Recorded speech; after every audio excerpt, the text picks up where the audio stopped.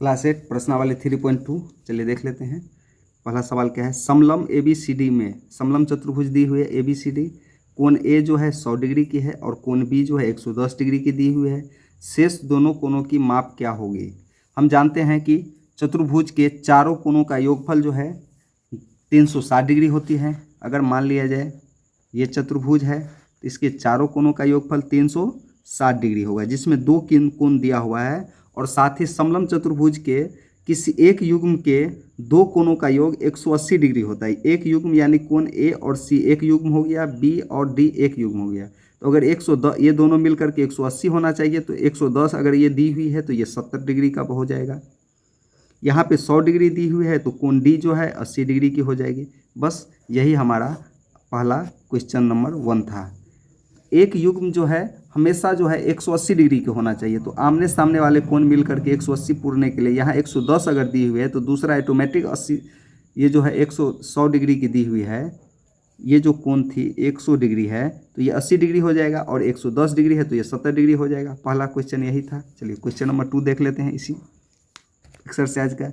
एक समांतर चतुर्भुज की आसन भुजाएं 3:2 के अनुपात में है। यदि पहली आसन भुजाएं 6 सेमी हो तो उस समांतर चतुर्भुज की परिमिति क्या होगी।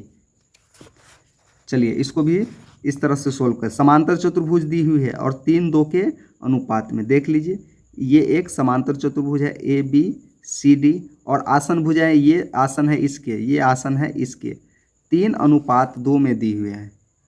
3:2 में यानी कि 3/2। अनुपात को हम बटा में भी लिख सकते हैं 3/2।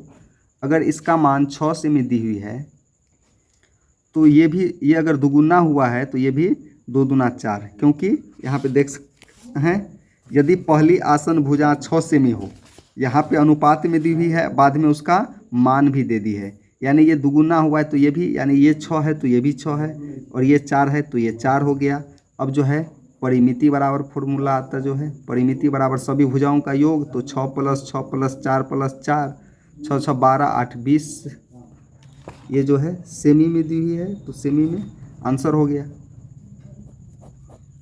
क्वेश्चन नंबर 3 इसी का देख लेते हैं। क्वेश्चन नंबर 3 है, समांतर चतुर्भुज का एक कोण 120 डिग्री है तो बाकी तीनों कोणों की माप क्या होगी। यहाँ पे जो चतुर्भुज है वो समांतर चतुर्भुज है। क्वेश्चन नंबर 3 का ये जो चतुर्भुज है वो समांतर चतुर्भुज दी हुई है। समांतर चतुर्भुज के जो है आमने सामने की कोण बराबर होती है, यानी ये कोण इसके बराबर होगा और ये कोण इसके बराबर होना चाहिए इस प्रकार से। तो एक कोण दी हुई है 120 डिग्री, मान लेते हैं अगर ये कोण मान लेते हैं 120 डिग्री दी हुई है, चाहे किसी भी कोण को हम मान सकते हैं, तो सामने वाला कोण भी 120 डिग्री का ही होगा और टोटल कोणों का योग होता है 360 डिग्री, जिसमें से यहाँ पे 240 ऑलरेडी दी हुई है, तो यहाँ पे हमारा बच जाता है 120 डिग्री। इसी 120 डिग्री को इसमें बांट देंगे, 60-60 इसमें बढ़ जाएगी।